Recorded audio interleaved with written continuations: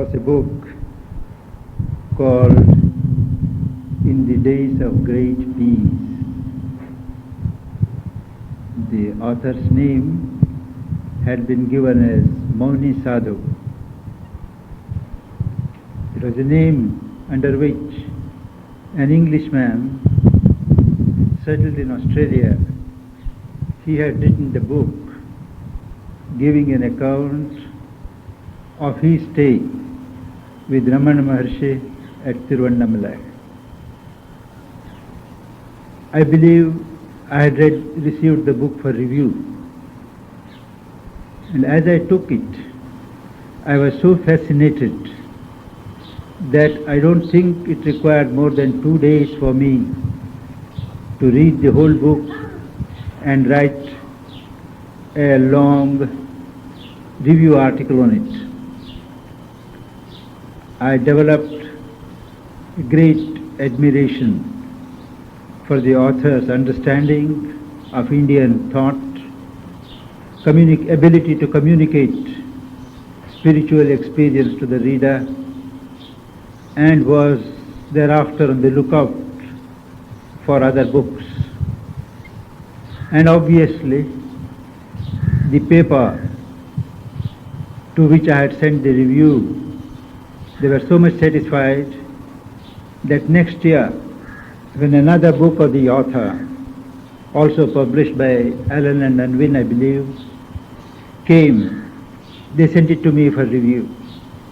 It was on concentration. Very avidly, I opened the pages, but I was greatly disappointed, for after a handsome introduction to the subject, as soon as I started developing the theme, the author started analyzing, giving numbers 1, 2, 3, giving diagrams, points red, blue, white, green, to explain how concentration is to be done. It looked to me ridiculous that a dynamic process like meditation or concentration was attempted to be explained in terms of numbers and dots. It certainly can't be reduced to a system like that. It is not something of physical science, but it is a movement, a psychological process which can be indicated, but it can't be reduced to numbers and systems. Thereafter, I have come across more books by the same gentleman, but having the same handicaps, disabilities.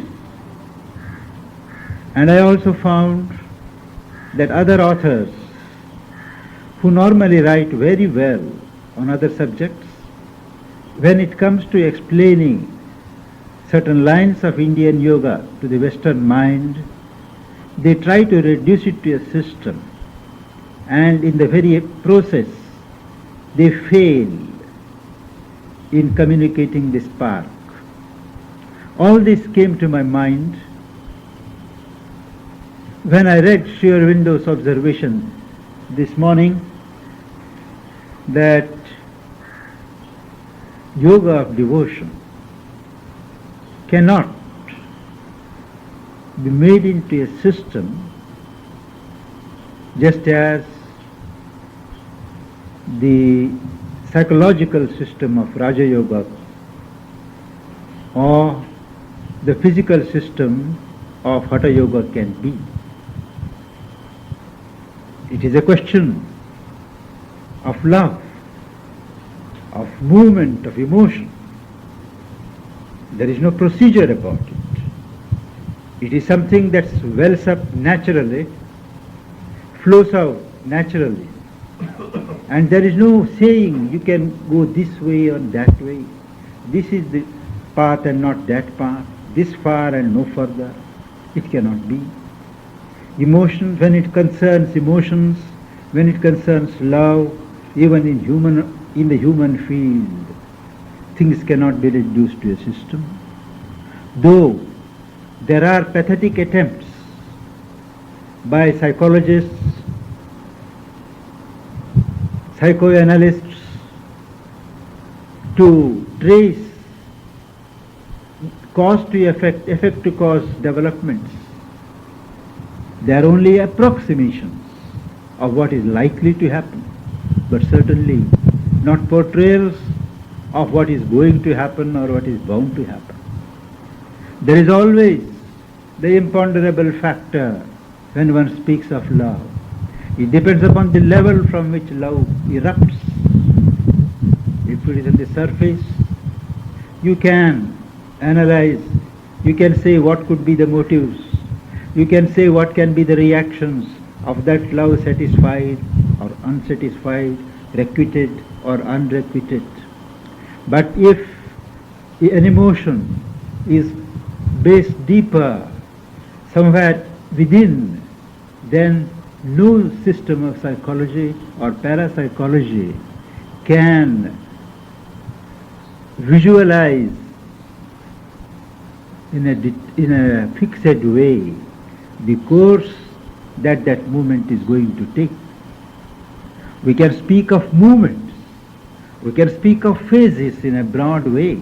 Even there, when it concerns love, when it concerns devotion, you cannot make watertight compartments.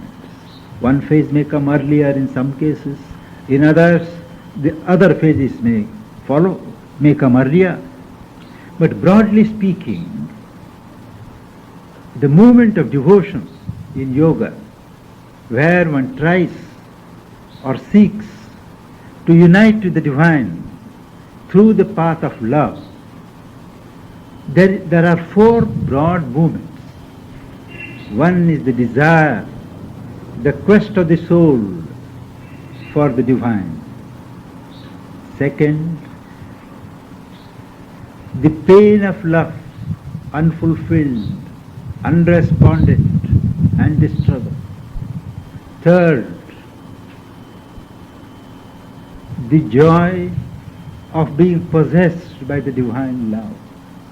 One surrenders oneself absolutely, whether in the spirit, whether you respond or not, my being stands surrendered to thee. It is in this spirit that one surrenders, and the joy of being possessed, that is the third movement. That leads inevitably to the delight of possessing the divine. There is a step from being possessed, the final culmination is to possess the divine and have that eternal delight, the bliss of possessing the divine. But these shall not be regarded as inevitable procedure. They are broadly four movements. Coming to more detail, the origin of all paths of love and devotion are to be found in religions. Various religions have attempted to forge the paths to the divine through love. The first requisite is that there should be an adoration of the divine. One adores the divine. From the human end, one adores what is above, what is around. And this process of adoration is organized, given expression, given shape into worship. An external worship built around an adoration of God. This worship in many religions, as time passes, comes to be finely woven into a system of ceremonial worship. Many stop there. They feel that once the worship is offered, once all the ritual of worship is gone through, things are done. But it is not always so.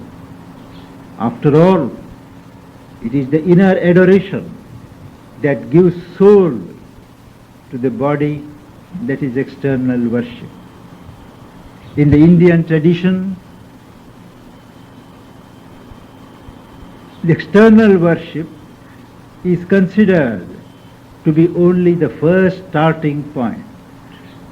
In the Tantras, they have a broad categorization of the classes of seekers.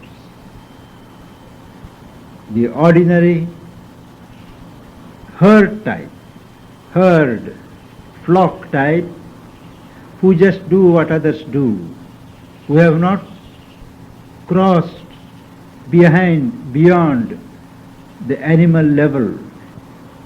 They are led through external modes of worship.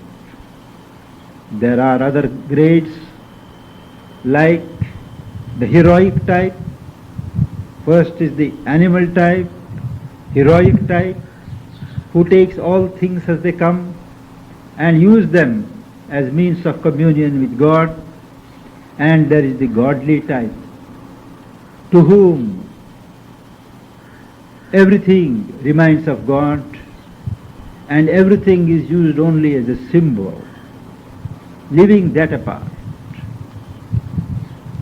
External worship is the first step, but by no means it is a false step or a wrong step. It is very fashionable among votaries of the yoga of knowledge or the yoga of works to dismiss external worship as sheer sentimentality. Sri Aurobindo has done great service in pointing out that external worship, external mode of expressing the inner emotion adds a certain completeness to the procedure. On the physical plane, it is a physical means of expression that stabilizes, that gives concrete shape and helps to establish the inner relation. As one develops, as one worships, remembering that the external worship has always got to have relevance to the inner adoration, that the inner adoration is the main thing. The external worship gradually either drops out or ceases to have the same importance. An inner adoration takes its place. As the inner adoration takes root, without needing the stimulus of external worship, without needing the reminders of external ritual, as it develops naturally, as the soul slips up in adoration to the divine, in any form that one is used to, there is a natural and a spontaneous flow of life, of thought, of emotions towards the divine. This turning of the whole life towards the divine translates itself, when there is a modicum of sincerity, into a progressive consecration of life. There is a conscious attempt to surrender, to relate oneself at every step with the divine, whatever the work one may do, mental, physical, or any other. At every step, it is given as an offering of love to God. Things are done in that spirit, with the result that there grows a certain likeness to the divine. An important element of this discipline of self-consecration is purification. Certainly, by purification we do not mean external purification like bathing 10 times, bathing each time one offers worship or one sits for meditation, though one may certainly do it if one feels fresh thereby. But it is a conscious remolding of one's life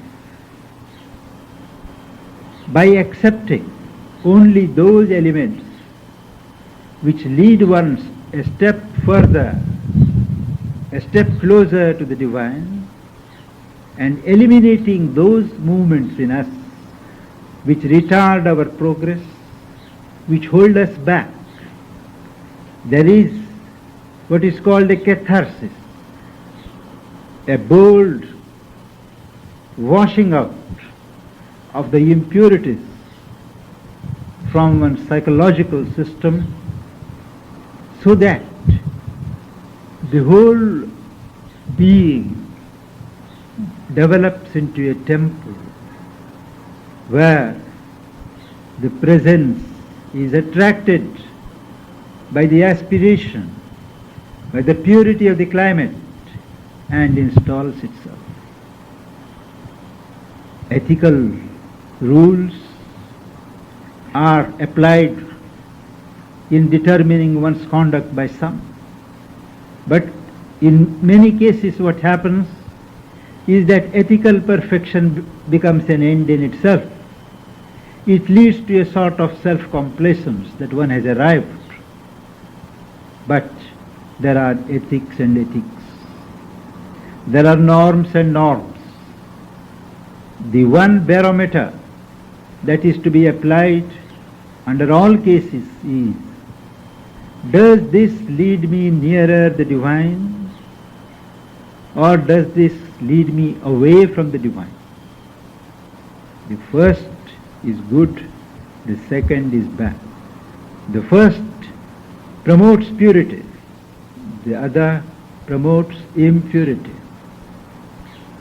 It is in this way of self-consecration, purification by catharsis, cultivation of movements that build up one's nature into likeness with the divine,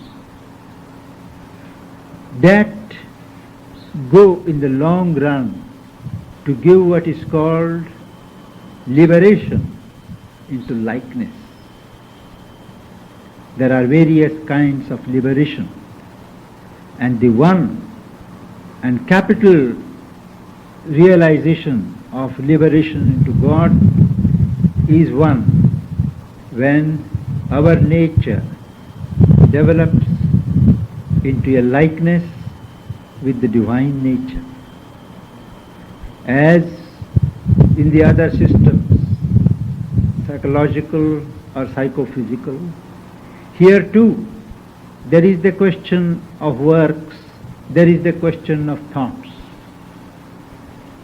It is easy, and it has been the tradition in many religions to withdraw from this world of human relations, regarding them as so many traps which are set up by the enemies of God, by Maya, to keep persons tied down, to regard the world as a huge snare,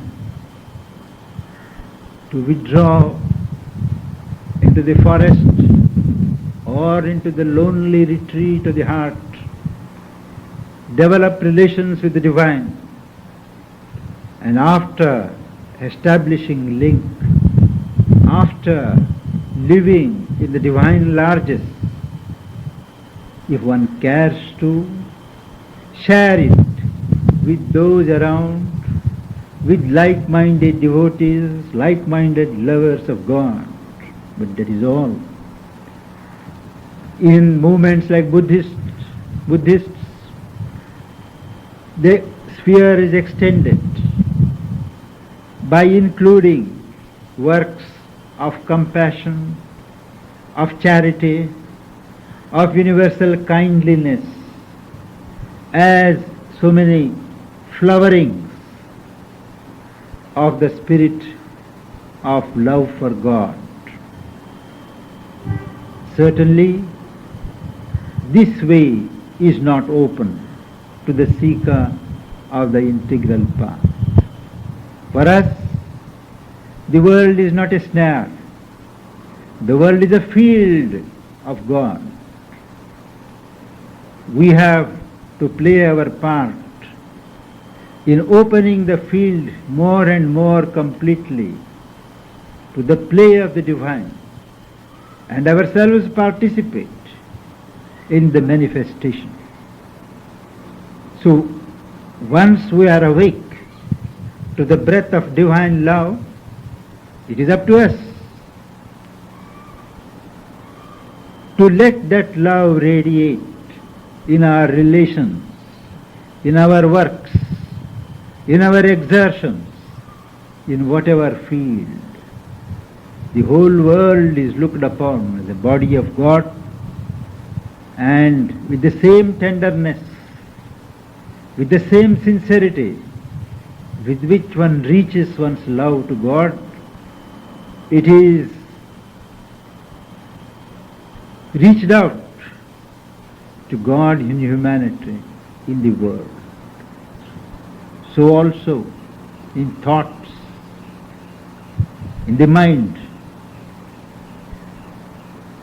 thought movements which lead one away from the central preoccupation with divine beloved, the divine love, they are put in the background, and those that stimulate, those that create the mental climate favorable for the perception of divine oneness, for the flow of divine love, they are encouraged and organized. In this process, the remembrance and the repetition of a divine name, the use of a divine form, they have been found to be of capital use. We speak of name. Name is not just a label. Whatever it may have come to be in our system of life, in the world, originally, and in the proper scheme of things, a name is something like a button which, when pressed, when uttered, releases into the atmosphere all the power, all the qualities, all the things that are in the form bearing that name. Name is a symbol of a reality which it signifies. So, if, for instance,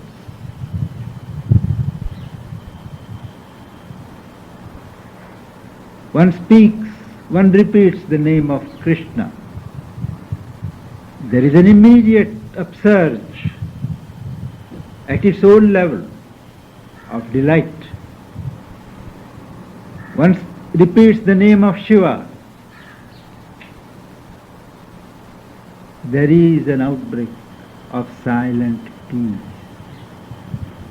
One speaks of Mahakali, there is a dynamism, there is a power. We may not be aware, we may not be cognizant on our surface levels, but in the inner realms, the moment the name is uttered with proper attention, what stands behind that name is evoked, springs to life. Similarly, form is not just an outline given by human imagination or human caprice. The contents, the charge that is inside, they take a particular shape in the subtle realm. According to the shape, one knows what is inside. So each form answers to this content of truth that is in it. That is why name and form have been given such great importance in Indian spiritual tradition. As happens in every human institution, these things have lost their original power, but they can always be tapped, they can always be utilized. There have been cases where by sheer repetition of the name, a link has been established with the divine. Whatever means, name, repetition of name, evocation of form, concentration on form, whatever it is, there is an interchange, a link established with the divine. These are the different ways in which Indian tradition has, in a sense, pictured the growth of love. But after all is said and done, there is a capital way, a most natural way, and that is the birth of love by itself. It is not that one decides, I want to realize God and I shall do it through the way of devotion, and chooses the way of love. There are many, there are some in whom there is a spontaneous awakening of love. When the soul hears the flute calls of the beloved, and it can no more be held back by the pleasures or the riches or the affluences of the flesh or or matter. It insists on leaving aside all considerations and calls and go there where is the divine beloved blowing his flute. No rules, no conventions, no traditions can hold. The breath of divine love in such cases bloweth where it chooses. There is a natural outflow. The soul passions for God. There is such an intensity, a consuming intensity of love, that one wonders whether they are on the verge of lunacy. Mother has warned number of times people here from condemning others as mad people too easily.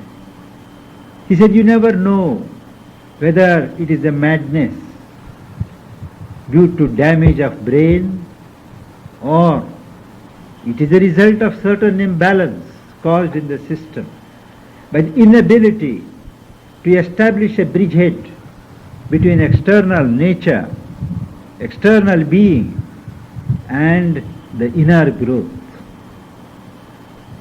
There is a divine madness that is followed by the period of pain, of separation. One struggles, one cries, but the divine does not manifest himself. Or if we manifest, it does not last long enough. There is the pain of separation. There is the cry of anguish, followed by repeated revelations of the beloved, till the whole system catches fire and one becomes one with the divine beloved. Indian religion has presented this truth of the human soul turning to its divine beloved in a picturesque language. It has taken all possible human relations and worked out love of man, the human soul for God in those terms.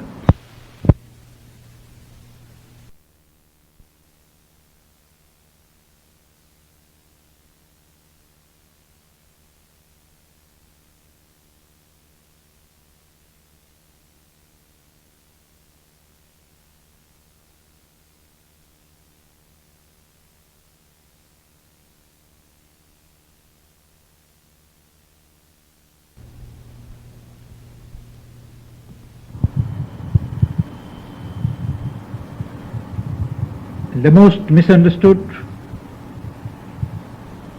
has been the relation of God as the lover. Many stories have been spread out and are being popularized, especially in the West. In India certainly nobody takes them literally. But in the West there is a sedulous attempt to promote the cult of sex under the plea of the love of human soul for God. The whole thing, let me assure you, is baseless. In the Mahabharata, in the epic where Krishna is first mentioned, the Gita is announced, where Krishna's birth, his work on earth is lauded, there is no mention of Krishna and his beloved Radha.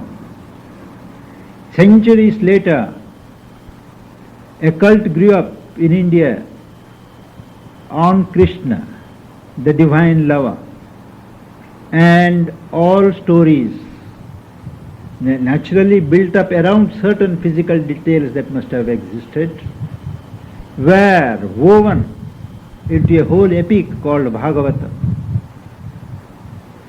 This was poetic imagination is never wanting, particularly when it can be prostituted to vital needs.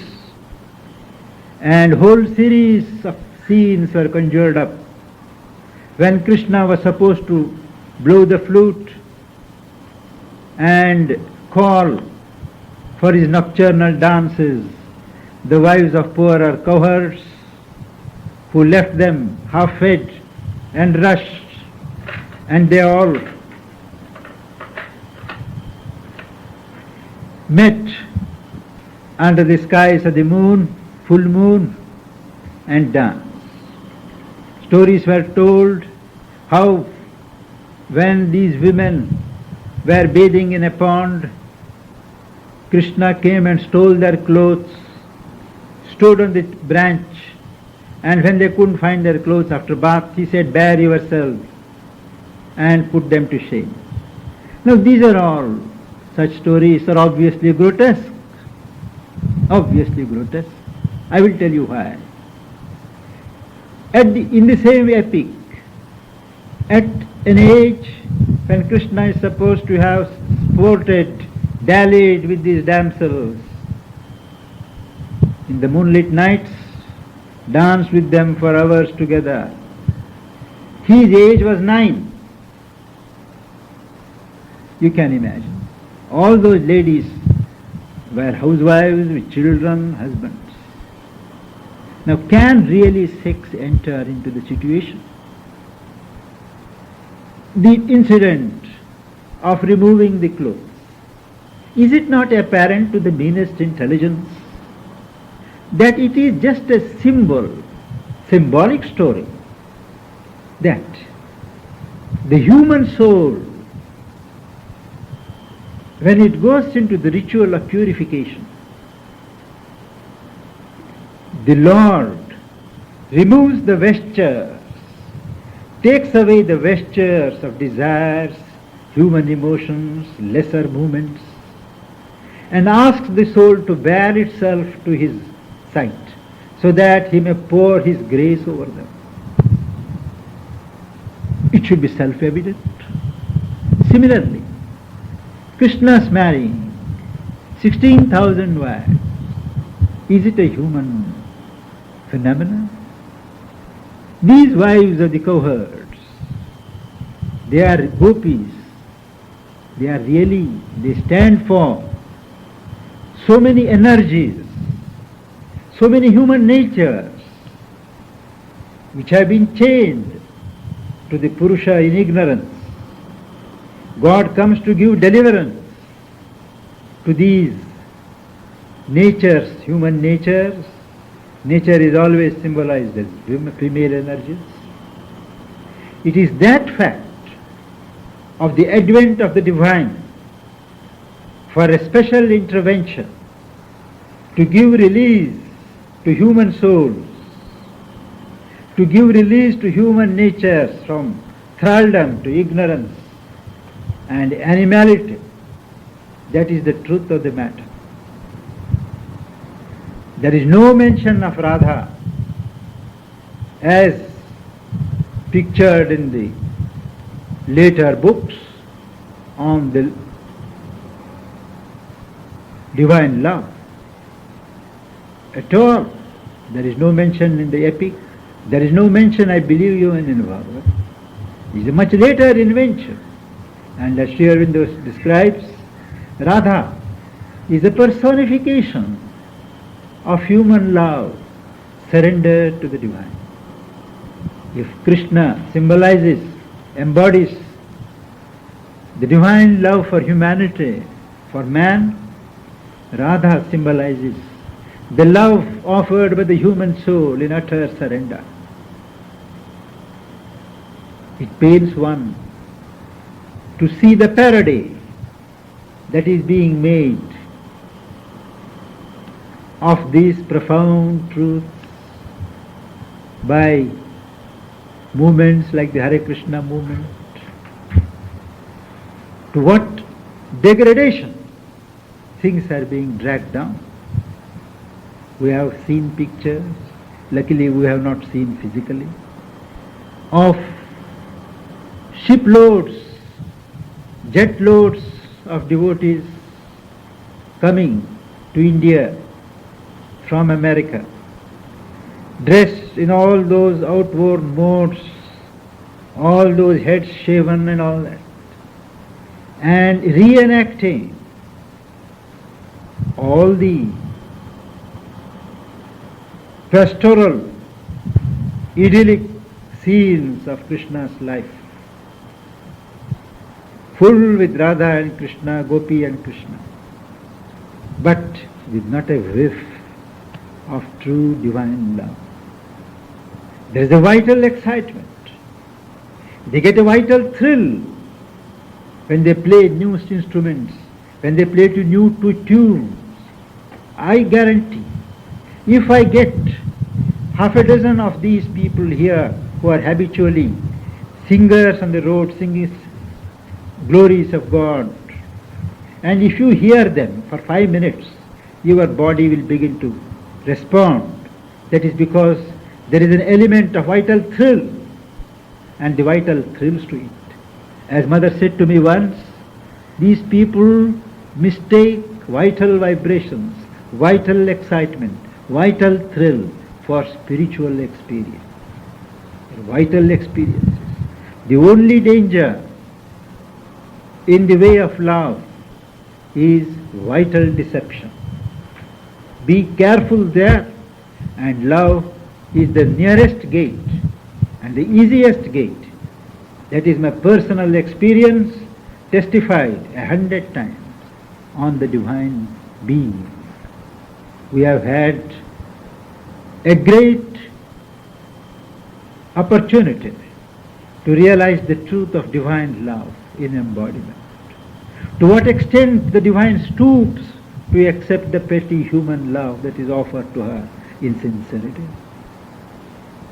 After all is said and done, the true relation between the mother soul and the child soul is one of love. There is no question here whether one is a sinner or a virtuous man, whether one is learned or stupid. All that matters is whether one can hold here the cup of love and offer it to God.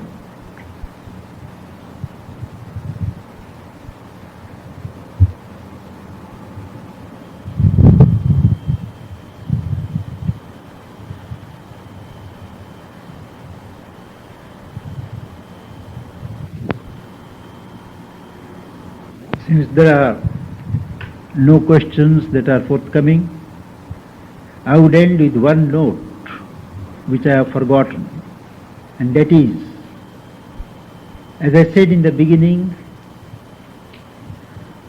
the path of love has to be spontaneous.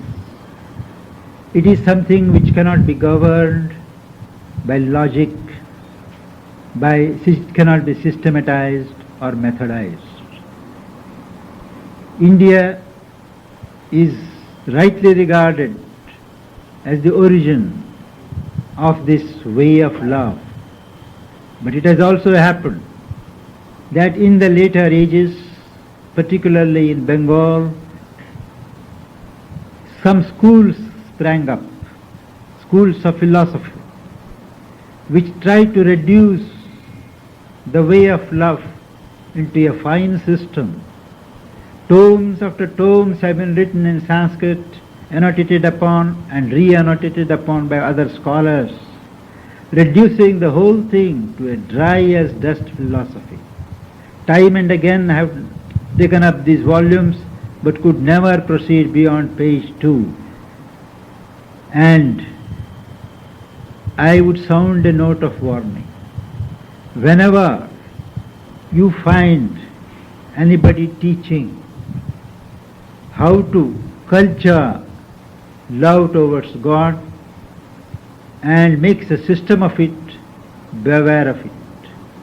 It has to be something spontaneous. You have to allow it to form. All that you have to do is to support it, to build a climate in which love will sprout. What Mother called constant state of benevolence. She was never tired of repeating that have benevolence everywhere, even to your enemy. Don't let your heart go dry or hard. The seed of love will not sprout on a barren soil. Don't be ascetic. By all means reject inferior pleasures, but don't reject life itself. An ascetic and divine love go ill together.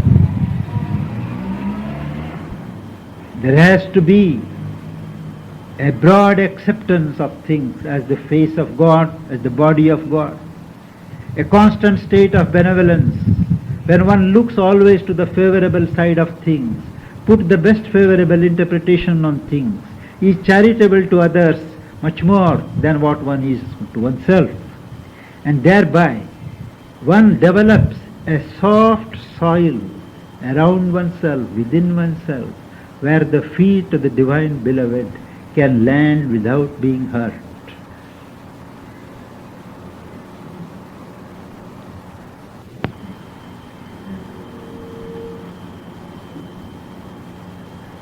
I'd like to ask about this last issue of the New Times Observer, in which El Shanti has written a long article on the coming revolution in India, quoting Sri Aurobindo at least twice and Gandhi also. What do you feel about that? The question is about an article that has appeared in a local paper envisaging a general revolution in India. The author has said that this is the hour of God of which Sri Aurobindo speaks, and people are asked to be ready. I am afraid that is not what Sri Aurobindo meant when he spoke of the hour of God. He spoke of a spiritual manifestation and not a material revolution. It is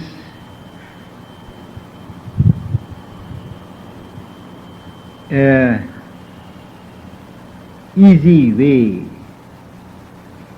on the part of the author to think all the problems of India or the world will be solved by a revolution.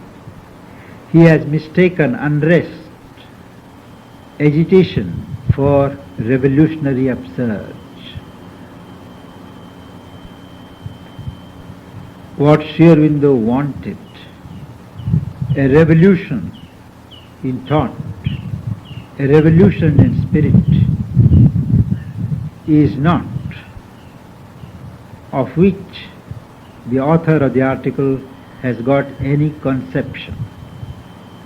He thinks only in terms of social and political changes.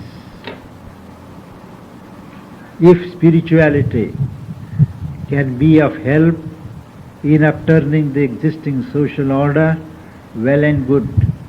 Otherwise, he is prepared to upset even spirituality. This is the usual way of academic thinkers or disappointed politicians. The causes of today's unrest are not simply political, are not simply social mismanagement. They are much deeper. There is unrest everywhere, in every field, because of the inability or the unwillingness of man to respond to the pressure of the time spirit, which is to break out of his ego shell, universalize himself before he is ready to receive the transcendent consciousness in himself. That is the main crux. Man should change. Unless individuals start changing in their own lives, start forming collectivities promoting this change, this period of unrest will continue, and talk of impending revolution also will continue. You say a word about Buddhism and love. Buddha has been said to have infinite compassion, and it's a word infinite which strikes me a little because it's quite absolute. Do you think that means that we should accept everything from the other with absolute forgiveness? But I repeat the question.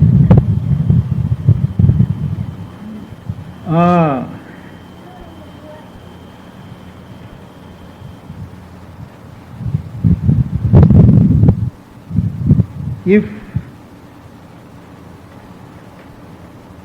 one is concerned only with one's own spiritual development,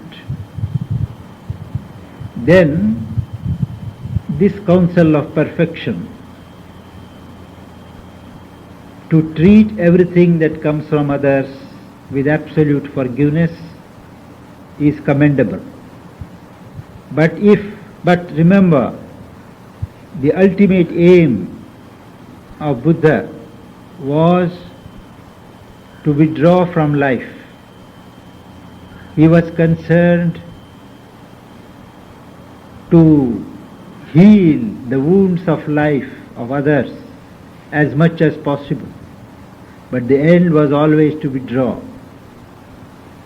But in a scheme, in a perspective which intends to build up life, to develop life into a picture of perfection, into a pattern of divine manifestation, one has necessarily to employ one's discrimination. See what are the elements of ill will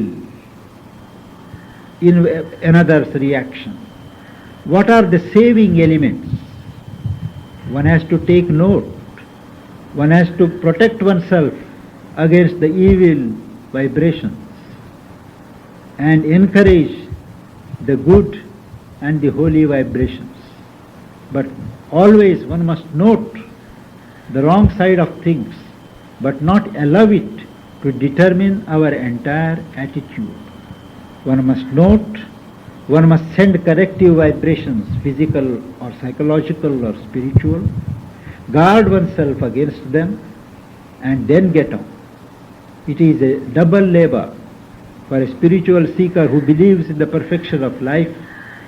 It is more difficult than for a follower of Buddha.